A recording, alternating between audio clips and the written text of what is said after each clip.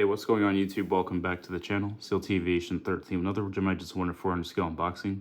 Today we have the Frontier Airlines A321 Steve the Eagle. Just want to make a quick video on this. I got a couple of airplanes from the April release, but I just wanted to show you guys this one in particular because I'm actually really in love with this model. I think it's a really good one from Gemini Jets, all things considered. So with that being said, we'll start with the box, just show some angles on the box real quick. Here's the front, registration is November 709 FR, and then going towards the sides, and then the back of the box, you know, everything's looking standard as usual, which is not a knock, just the way it is. And then going to the other section. So yeah, there's that. And if anyone is curious, as usual, the literature is posted up here, aircraft specifications below, and the airplane sits nicely in there.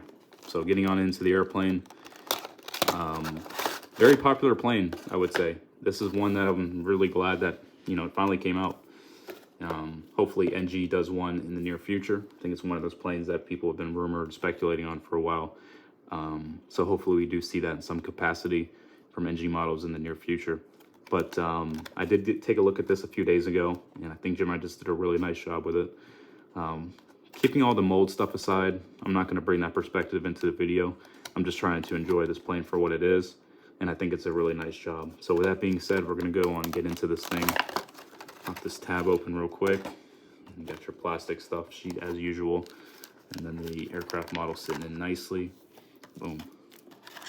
All right, just the camera just a little bit so we can get some good views of this guy and still showing the box.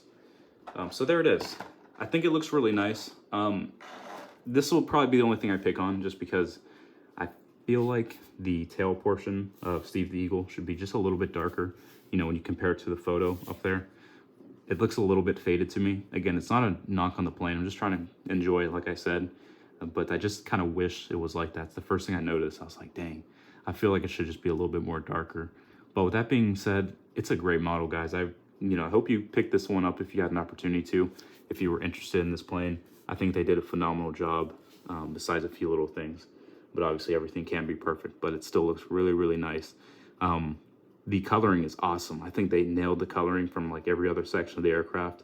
One of the things that Aero Classic fails to realize on some of their planes is this blue trimming actually does not go all the way across the fuselage. So Gemini just has it correctly where it stops about, you know, right under the end part, and then it starts again on the aft section of the aircraft. So it's really nice that they kind of followed through on accuracy, especially when it came to that part of the airplane. So I'm really glad to see that. And just a really cool model. I was actually hoping this was a 1-200 as well.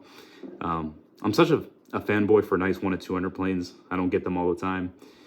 So when I saw this one, I was like, dang, I kind of hope they did a 1-200 version in the future. Because the way Gemini Jets, if you kind of been following their pattern, they'll release like the 1-400 one, and then they'll do the 1-200 as well for a lot of their planes. So I'm not sure if that's the case for this one. I'm gonna keep my fingers crossed that it is, because I would love to see this in 1-200. Would definitely pick that up. But right off the bat, this is probably my favorite Frontier model I have now. I mean, I don't have a whole lot, but for the ones that I do, I just think they did a really nice job with this one. And it's gonna be nice inserting this into the CLT airport updates, because we do get this from Orlando, and sometimes they throw it in from Denver, just depending on what's going on. So really nice airplane, guys. And I believe the price, I mean, oh boy, those prices are going up. I think this was like $37.95 or something. So it is what it is. But again, I'm not sure what the availability on this plane is. The retailers that I was looking at seem to be that this was sold out already at many of them. Again, I didn't check every single one, but you know, if you're still on the edge and want to get this airplane, I would probably just go ahead and pick this up while you can, because I think this is going to be one that, you know, it's going to be hard to find at some point. This is a really cool plane. I'll flip to the other side and do like this real quick before we go. You know how I am on the engines, but we're just not going to bring that perspective into the video. All in all, it's just, they did a good job. I think this was a really nice one. Kind of like that Spirit 321. You know, they did just a really good job on it. So just finally glad to see stuff like that.